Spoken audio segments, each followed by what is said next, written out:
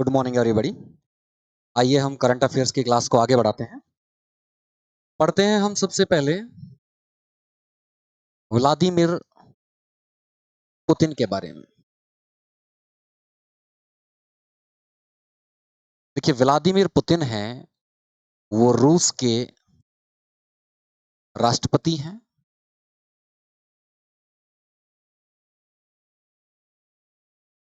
President of Russia. हाल ही में इन्होंने फिफ्थ टेन्योर या फिफ्थ टर्म के लिए ओथ ली है, यानी यूं कहूं कि 5वीं बार राष्ट्रपति पद की शपथ ली है। यानी 5वें कार्यकाल के लिए इन्होंने राष्ट्रपति पद की शपथ ली है। इनका ये जो टेन्योर है वो 6 ईयर का रहेगा, यानी 6 वर्ष के लिए ये राष्ट्रपति पद का पद धारण करेंगे। ये लगातार 1999 से 1999 प्रधानमंत्री या राष्ट्रपति किसी ना किसी पद पर लगातार बने हुए हैं रशिया में। ये राष्ट्रपति हैं और यही रशिया के जो प्रधानमंत्री हैं वर्तमान में, प्राइम मिनिस्टर, वो हैं मिखाइल मिशुस्तिन। मिखाइल मिशुस्तिन है। तो यानी व्लादिमीर पुतिन कौन है? व्लादिमीर पुतिन हाल ही में इन्होंने रसिया के राष्ट्रपति के तौर पर शपथ ली है और ये इनका 5वां कार्यकाल होगा। और कितने साल के लिए रहेगा? 6 साल के लिए रहेगा, यानी फिफ्थ टर्म है इनका और वो उसका टेन्योर रहेगा 6 ईयर का। जब हम रसिया की बात कर रहे हैं तो रसिया के साथ साथ हम बात करें रूस और यूक्रेन की। देखिए, रूस और यूक्रेन, इनके बीच में युद्ध चल रहा है और हाल ही में राष्ट्रपति बनते ही जो व्लादिमीर पुतिन हैं, उन्होंने वहां के रक्षा मंत्री को उनके पद से हटा दिया है और दूसरे व्यक्ति जो कि डिफेंस से नहीं जुड़े हुए हैं, उन्हें रक्षा मंत्री बना दिया गया है। तो यहां हम बात करें कि रूस के प्रेसिडेंट व्लादिमीर पुतिन हैं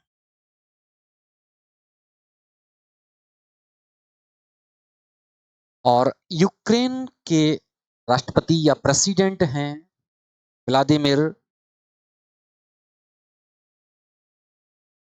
जेलेंस्की।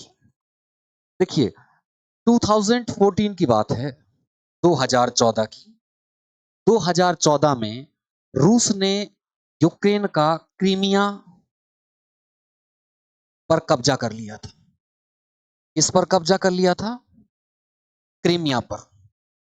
और उसके बाद 2022 को रसिया ने फिर अटैक कर दिया इस पर, यूक्रेन पर,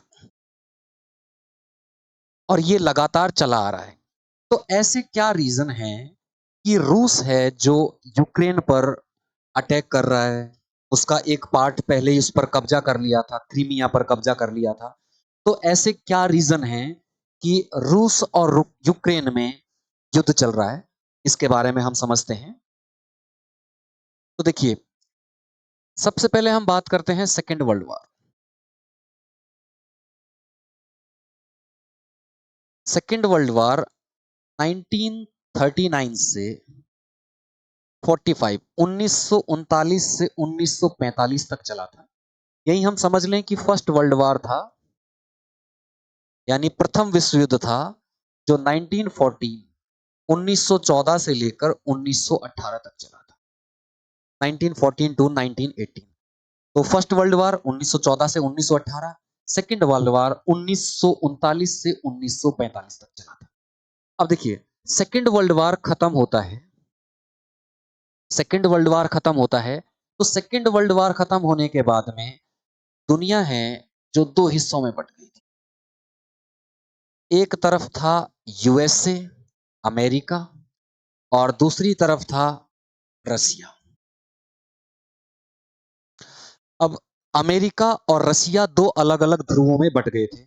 इसका क्या रीजन था कि ये दोनों एक साथ सेकेंड वर्ल्ड वॉर में लड़े, एक साइड से लड़े, लेकिन उसके बाद में ये दोनों अलग अलग दिशाओं में चलने लग गए, एक दूसरे के दुश्मन बन गए। पहले उसको समझ लेते हैं। उसको समझने के लिए हम समझते हैं पहले कि जब सेकेंड वर्ल्ड वॉर चला, दूसरा विश्व युद्ध चल रहा था, तो 6 अगस्त 1945 और दूसरा 9 अगस्त 1945, यानी 1945 को 6 अगस्त और 9 अगस्त को घटनाएं हुई। यहां पर 6 अगस्त को हिरोशिमा और 9 अगस्त को नागासाकी। पर अमेरिका ने, ये दोनों जगह किसकी थी? जापान की थी।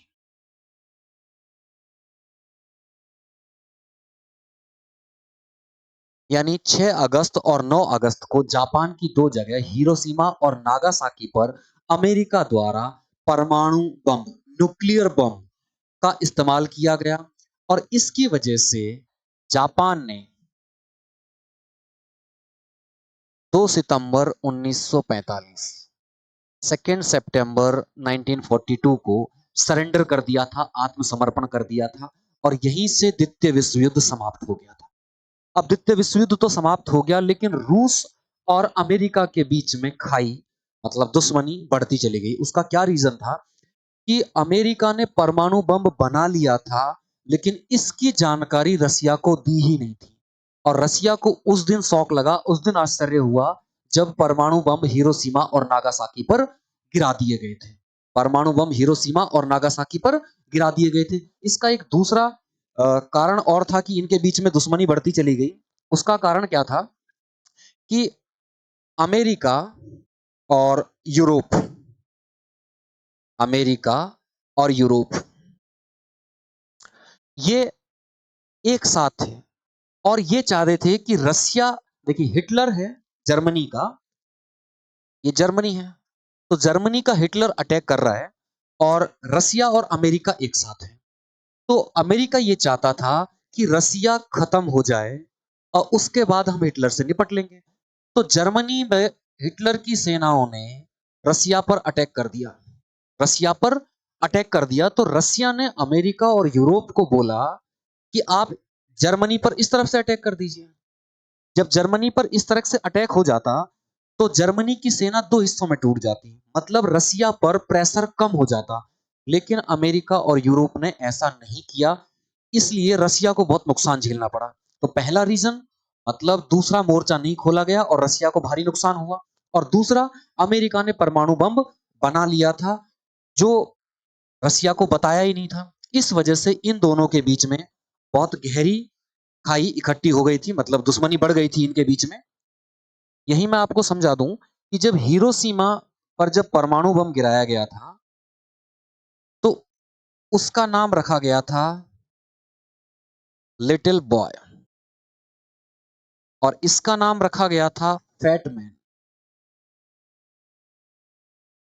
लिटिल बॉय और फैटमैन, देखिए लिटिल बॉय है जो नाम रखा गया था, अमेरिका के प्रेसिडेंट थे, राष्ट्रपति फ्रैंकलिन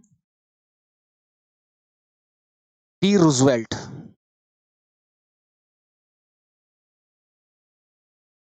उनके नाम पर रखा गया था। और फैटमैन ये ब्रिटेन, यूके के पीएम थे विंस्टन चर्चिल,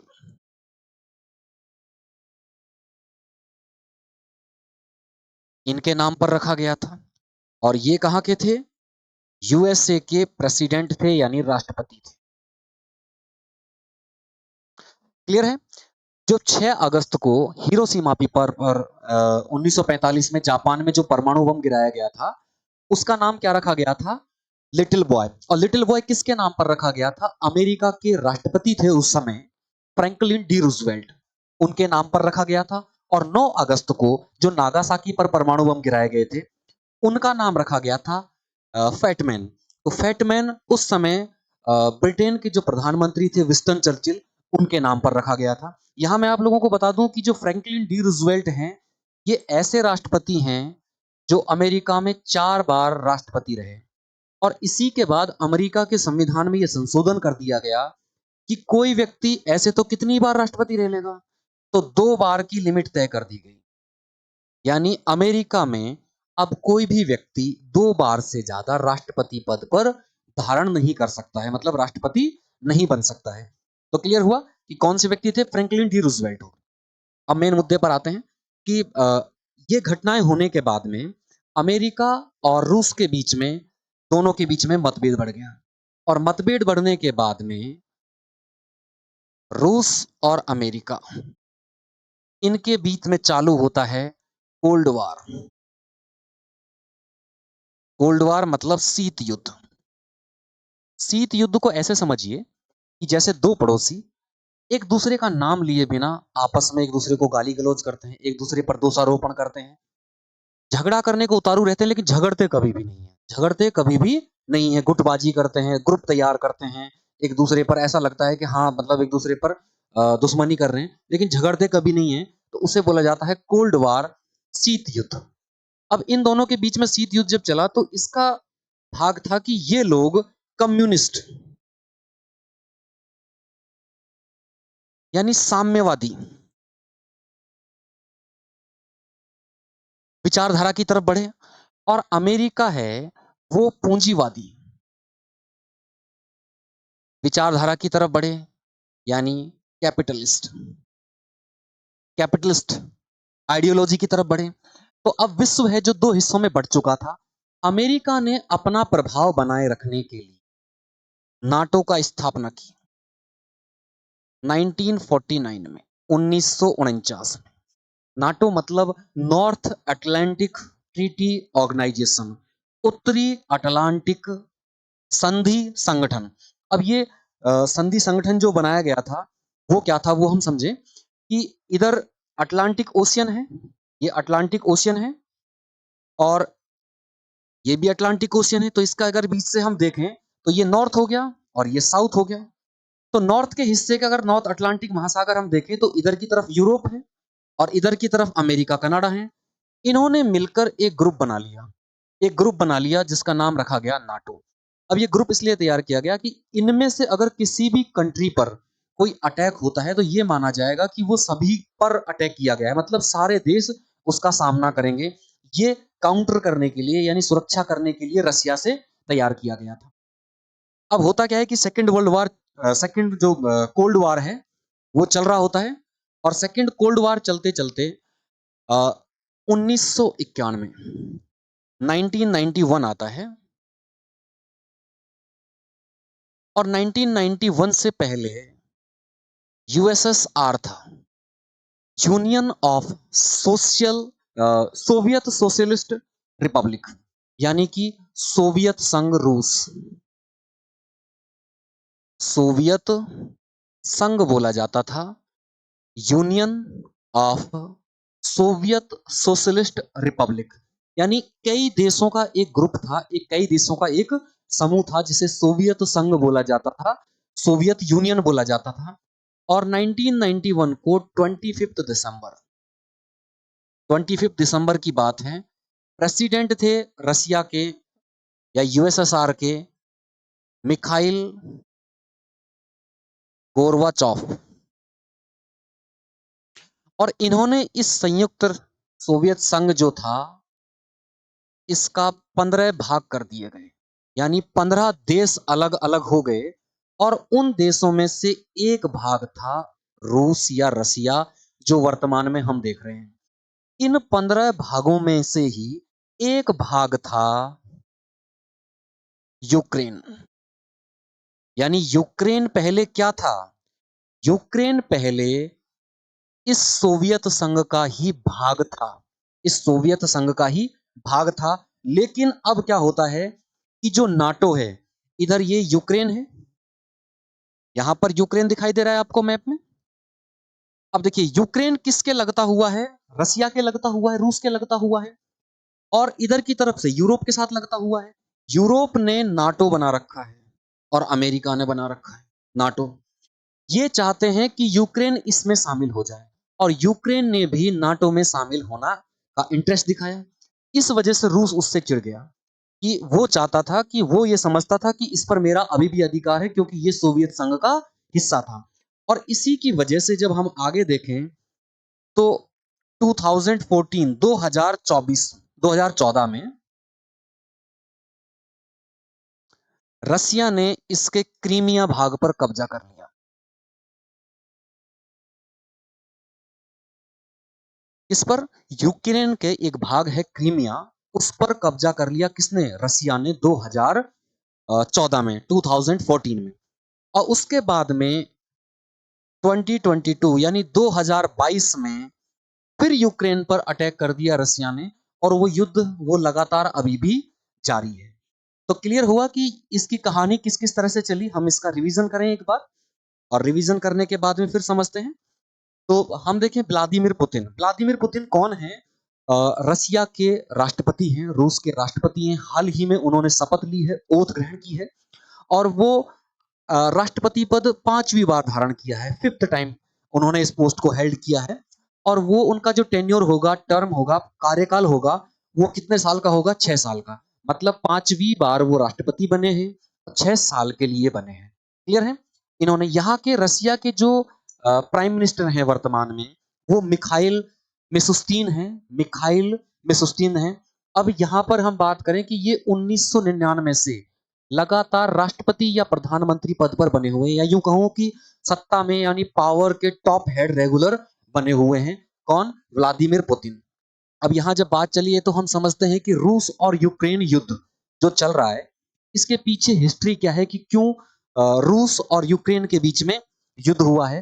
तो हम देखें कि रसिया के प्रेसिडेंट हैं व्लादिमीर पुतिन फिलहाल, और यहाँ के यूक्रेन के राष्ट्रपति हैं व्लादिमीर जेलेंस्की। अब 2014 में रसिया है जो इसके क्रीमिया पर कब्जा कर चुका है, और 2022 से रसिया और यूक्रेन के बीच में रेगुलर वॉर चल रहा है, युद्ध चल रहा है। इसके पीछे हम हिस्ट्री देखते हैं सेकेंड वर्ल्ड वॉर की बात की। तो सेकेंड वर्ल्ड वॉर कब से कब तक चलता है? 1939 से 45, 1939 से 1945 तक द्वितीय विश्व युद्ध चलता है, और प्रथम विश्व युद्ध 1914 से 1918 तक चलता है। अब द्वितीय विश्व युद्ध खत्म होने की क्या स्थिति होती है कि द्वितीय विश्व युद्ध 6 अगस्त 1945 और 9 अगस्त 1945 को अमेरिका जापान के हिरोशिमा और नागासाकी पर परमाणु बम गिराता है, न्यूक्लियर बम गिराता है, न्यूक्लियर अटैक करता है। और उसके बाद में जापान है जो 2 सितंबर को 2 सितंबर को सरेंडर कर देता है, और इसी के साथ ही खत्म हो जाता है द्वितीय विश्व युद्ध। अब देखिए जो ये जापान पर बम गिराए गए थे, इनके एग्जाम में कई बार नाम पूछ लिए जाते हैं कि उसका नाम क्या था, या उसका नाम किस पर्सन, किस व्यक्ति के नाम पर रखा गया था। तो अगर हम हिरोशिमा सीमा पर जो बम गिराया गया था, उसे समझें कि उसका नाम था लिटिल बॉय। Little boy. अब लिटिल बॉय ये नाम किसके नाम पर रखा गया था? तो अमेरिका के राष्ट्रपति थे फ्रैंकलिन डी रूजवेल्ट, उनके नाम पर रखा गया था। ये अमेरिका के ऐसे राष्ट्रपति थे जो 4 बार लगातार 4 बार क्या रहे थे? राष्ट्रपति रहे थे, और सेकेंड वर्ल्ड वॉर के टाइम यही राष्ट्रपति थे। इसके बाद वहां के संविधान में संशोधन किया गया, अमेंडमेंट कर दिया गया वहां के कॉन्स्टिट्यूशन में कि कोई भी रेगुलर 4 टर्म, या यूं कहूं कि कोई भी 4 टर्म के लिए 4 बार राष्ट्रपति नहीं रह सकता है। तो वहां के संविधान में ये चेंज कर दिया गया है, कॉन्स्टिट्यूशन में चेंज कर दिया गया कि कोई भी व्यक्ति मैक्सिमम 2 बार राष्ट्रपति रह सकता है। हाँ, याद रखिएगा कि भारत के संविधान में ऐसी कोई लिमिट नहीं है कि कोई व्यक्ति कितनी बार प्रेसिडेंट यानी राष्ट्रपति रह सकता है, लेकिन लेकिन एक ट्रेडिशन डेवलप हो गया है, एक परंपरा विकसित कर दी गई है कि भारत में भी कोई व्यक्ति 2 से अधिक बार नहीं रहता है। और ऐसी परंपरा विकसित की थी भारत के पहले राष्ट्रपति, first president doctor Rajendra Prasad ने। वो 3rd टाइम प्रेसिडेंट बने ही नहीं, उन्होंने छोड़ दिया कि हम इस परंपरा को विकसित करते हैं और आगे इसी तरह से चलते हैं। दूसरी तरफ बात करें कि नागासाकी, जो नागासाकी में 9 अगस्त को जो बम गिराया गया था, उसका नाम रखा गया था फैटमैन। फैटमैन कौन थे? जब सेकेंड वर्ल्ड वॉर चल रहा था उस समय ब्रिटेन के प्रधानमंत्री थे विंस्टन चर्चिल। तो उनके नाम पर इस बम का नाम रखा गया था फैटमैन। तो अब देखिए कि सेकेंड वर्ल्ड वॉर है जो खत्म हो गया है। तो सेकेंड वर्ल्ड वॉर खत्म होने के बाद में रूस और अमेरिका, वो दो पोल तैयार हो गए थे और पूरा वर्ल्ड उनमें से शिफ्ट हो गया। मतलब कोई रूस की तरफ शिफ्ट हो रहा है और कोई अमेरिका की तरफ शिफ्ट हो रहा है। इस तरह से ये चलने लगा था। तो अगर हम देखें कि ये जो कोल्ड वार जो स्टार्ट हुआ, ये कोल्ड वार शीत युद्ध स्टार्ट हुआ। इसका कारण क्या था कि इधर की तरफ ये कम्युनिस्ट विचारधारा लेकर चलने लगे और ये कैपिटलिस्ट यानी पूंजीवादी विचारधारा लेकर चले। इसका मूल कारण था कि अ, अमेरिका ने जब रसिया पर जर्मनी ने अटैक किया तो अमेरिका ने दूसरा मोर्चा नहीं खोला रसिया के कहने के बाद। और दूसरी बात थी कि न्यूक्लियर बम अटैक कर दिया और रसिया को ये बताया ही नहीं। रसिया को ये आश्चर्य हुआ कि अमेरिका ने न्यूक्लियर बम भी बना लिया है। इनकी वजह से ये चीजें आगे बढ़ती चली गई। और हम देखें कि उसके बाद में कोल्ड वार रेगुलर आगे चलता रहा और धीरे धीरे रसिया का जो कम्युनिस्ट सिस्टम है, साम्यवादी विचारधारा है, वो चरमरा जाती है, वो एक दिन खत्म होने को लगती है। और वो दिन आता है 25 दिसंबर, 25 दिसंबर 1991 को यूएसएसआर, इसे सोवियत संघ बोला जाता था, union of Soviet socialist Republic, Soviet संघ रसिया, और यहाँ के प्रेसिडेंट होते हैं मिखाइल गोर्बाचोव। उसके समय में इस संघ का 15 हिस्सों में विभाजन हो जाता है। इन 15 हिस्सों में से एक रसिया था और उन्हीं में से एक यूक्रेन था। उन्हीं में से एक यूक्रेन था। अब यूक्रेन है जो इंटरेस्ट दिखाने लगा था किस पर, नाटो में, यानी अमेरिका के पक्ष में जाने की कोशिश करने लगा। और इसी का विरोध किया, इसी का रिएक्शन है कि अमेरिका ने रसिया ने यूक्रेन पर अटैक किया है और 2014 में उसका क्रीमिया वाला पार्ट भी छीन लिया था। अब देखिए यहाँ दो चीजें, दो वर्ड आए हैं। एक तो ये आया है कि साम्यवादी किसे कहते हैं, पूंजीवादी, और कम्युनिस्ट साम्यवादी। तो हम इसको भी साथ के साथ समझ लेते हैं। तो देखिए वर्ल्ड दो पार्ट में डिवाइड हो गया था। एक तरफ यूएसए अमेरिका, और इनकी आइडियोलॉजी थी, इनकी विचारधारा थी कैपिटलिस्ट यानी पूंजीवादी। कैसी विचारधारा थी, पूंजीवादी। दूसरा रूस यानी रसिया, ये कैसी विचारधारा थी, यहां साम्यवादी विचारधारा, साम्यवादी विचारधारा यानी कम्युनिस्ट। अब देखिए इन दोनों में फर्क क्या है। पहला पूंजीवादी, कैपिटलिस्ट। पूंजीवादी विचारधारा आइडियोलॉजी का मानना है कि गवर्नमेंट सिर्फ कंट्रोल करे, गवर्नमेंट सिर्फ कंट्रोल करे, सारी प्रॉपर्टी पब्लिक की रहे, बस पब्लिक से टैक्स वसूल करे और उसके बाद में पब्लिक का मेंटेन करे चीजों को, जैसे उनको रोड बनवाए, उन पर लॉ एंड ऑर्डर मेंटेन करे। जबकि कम्युनिस्ट विचारधारा, साम्यवादी विचारधारा है, उसका मानना यह था कि सब कुछ गवर्नमेंट का होना चाहिए, लोग काम करें और लोगों को उनके बदले में मेहनत मिले। यानी यूं कहूं कि वहां पर अमीर और गरीब ना रहे, सब कुछ सरकार का रहे, सब कुछ लोगों का बराबर रहे। ऐसी विचारधारा साम्यवादी किसकी थी, रसिया की। अब देखिए जो साम्यवादी विचारधारा है, ये जो कम्युनिस्ट जो विचारधारा है, आइडियोलॉजी है, अब इसका जो हम जन्म हम देखते हैं, तो हम जन्म देखते हैं इसके लिए Karl Marx, Karl Marx,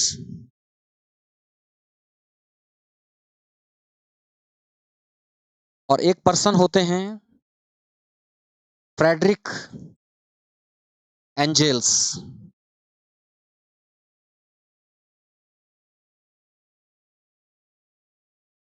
Frederick angels. तो कम्युनिस्ट जो विचारधारा है उसके जन्मदाता, उसके विचारधारक कौन होते हैं, कार्ल मार्क्स होते हैं, कार्ल मार्क्स होते हैं। तो कार्ल मार्क्स से रिलेटेड क्वेश्चन पूछे जाते हैं कि इन्होंने 1848 द कम्युनिस्ट मैनिफेस्टो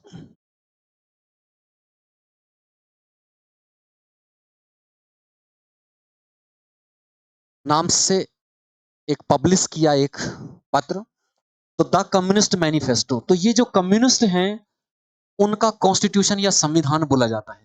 तो कब था ये? 1848 में। उसके बाद 1867 में इन्होंने दास कैपिटल नाम से बुक पब्लिश की, और ये पूछी जाती हैं।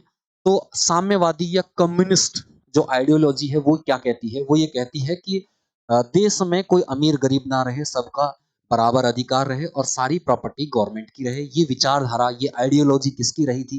कार्ल मार्क्स की थी। उनके मित्र थे साथ में फ्रेडरिक एंजेल्स। इन्होंने एक पत्र पब्लिश किया 1848 में, जिसे बोला गया द कम्युनिस्ट मैनिफेस्टो, और इन्होंने बुक पब्लिश की 1867 1867 में। उसका नाम क्या था? Das Kapital. तो कम्युनिस्ट विचारधारा का यहां से जन्म होता है। अब इन दोनों विचारधाराओं को अगर हम मिलाते हैं, इन दोनों विचारधाराओं, दोनों आइडियोलॉजी को हम मिलाते हैं, तो बनती है समाजवादी। Samajwadi socialist ideology. और यही समाजवादी विचारधारा भारत में स्वीकार की गई है। और एक्चुअल में कांग्रेस का 1955 में एक सम्मेलन हुआ था अवाड़ी में।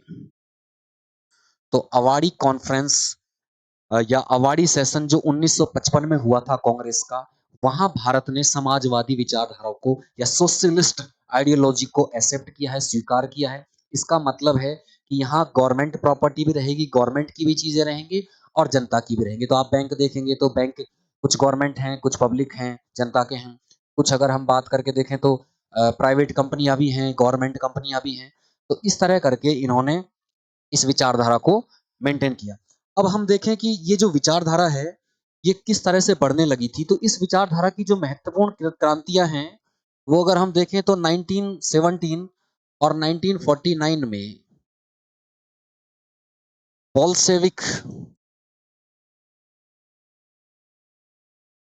क्रांति यानी रिवॉल्यूशन हुई थी रसिया में, और उससे ये जोर पकड़ने लगी थी। और बाद में 1949 में यही चाइना में या चीन में क्रांति हुई। और चीन में क्रांति होने के बाद इसके दो भाग थे एक्चुअल में। तो एक भाग था रिपब्लिक ऑफ चाइना, यानी चीनी गणतंत्र। ये एक पार्टी थी जिसके लीडर थे उस समय च्वांग काई शेक। और दूसरी तरफ बनी थी पीपल्स रिपब्लिक ऑफ चाइना, यानी लोक या जन गणतंत्र चीन। और इसके जो लीडर थे वो थे माओ त्से तुंग। कौन थे? माओ त्से तुंग। तो देखिए, जब चीन में कम्युनिस्ट रिवॉल्यूशन हुआ यानी साम्यवादी क्रांति हुई,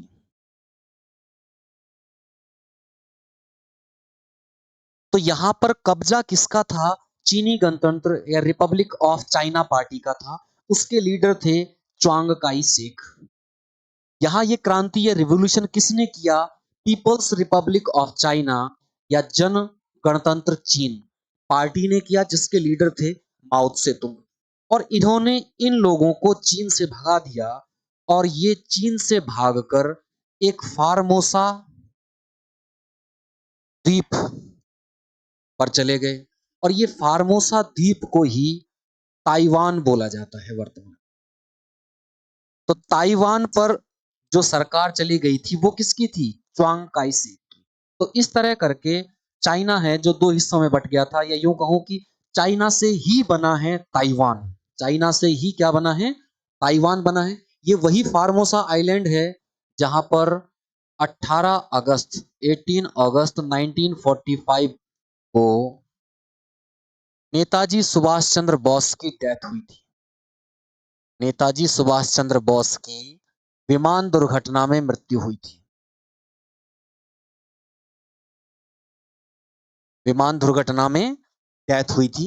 ये वही जगह है। अब हम अगर बात करें इसी तरह से, अगर हम चीजों को लिंक जोड़ने की कोशिश करें, तो अभी हम पढ़ चुके हैं कि 25 दिसंबर 1991 1991 में यूएसएसआर या सोवियत संघ 15 भागों में बट गया था, 15 भागों में टूट गया था। इस 25 दिसंबर को भारत में सुशासन दिवस के तौर पर मनाया जाता है। किसके तौर पर? सुशासन दिवस, यानी कि good governance day. Good governance day के तौर पर मनाया जाता है। अब ये जो गुड गवर्नेंस डे के तौर पर इसे मनाने की जो शुरुआत है वो 2014 से शुरू किया गया है। इस दिन क्या था? इस दिन अटल बिहारी वाजपेयी हैं, उनका जन्म दिवस है। अटल बिहारी वाजपेयी, जो कि भारत के पूर्व प्रधानमंत्री रहे हैं, ये इनका जन्म दिवस है। इस जन्म दिवस को सुशासन दिवस यानी गुड गवर्नेंस डे के तौर पर सन 2014 से मनाया जाता है। तो सन 2014 में ही मोदी गवर्नमेंट बनी थी, तो उसी साल से इसको सुशासन दिवस के तौर पर मनाया जाता है 25 दिसंबर को। और इसी 25 दिसंबर 1991 1991 को यूएसएसआर या सोवियत संघ है जो 15 हिस्सों में टूट गया था। तो आज की क्लास में हमने समझा कि वर्तमान में रसिया के राष्ट्रपति कौन बने हैं, वहां के प्रधानमंत्री कौन हैं, वो कौन से कार्यकाल के लिए, यानी कि 5वां उनका राष्ट्रपति का कार्यकाल है, 5th टर्म है, और वो कितने साल का टेन्योर होगा, कितने साल का कार्यकाल रहेगा, 6 साल का कार्यकाल रहेगा। हमने ये समझा कि रूस और यूक्रेन के बीच में जो युद्ध चल रहा है उसके पीछे की कहानी क्या है। तो उसके पीछे की कहानी सेकेंड वर्ल्ड वार से स्टार्ट होती है। परमाणु बम अटैक होता है, रसिया को इस बारे में जानकारी नहीं होती है, और फिर अमेरिका नाटो बना लेता है और नाटो में इंटरेस्ट दिखाता है यूक्रेन। और यूक्रेन रसिया को लगता है कि यूक्रेन है जो अमेरिका का सपोर्टर होने जा रहा है, इसलिए यूक्रेन पर अटैक किया जाता है। तो इस तरह करके रूस और यूक्रेन के बीच विवाद की जड़ हमने समझी। आज की क्लास यहीं फिनिश करते हैं। अगर आप लोगों का कोई फेवरेट टॉपिक है जिस पर आप वो भी वीडियो चाहते हैं तो कमेंट बॉक्स में जरूर लिखिएगा। Thank you everybody.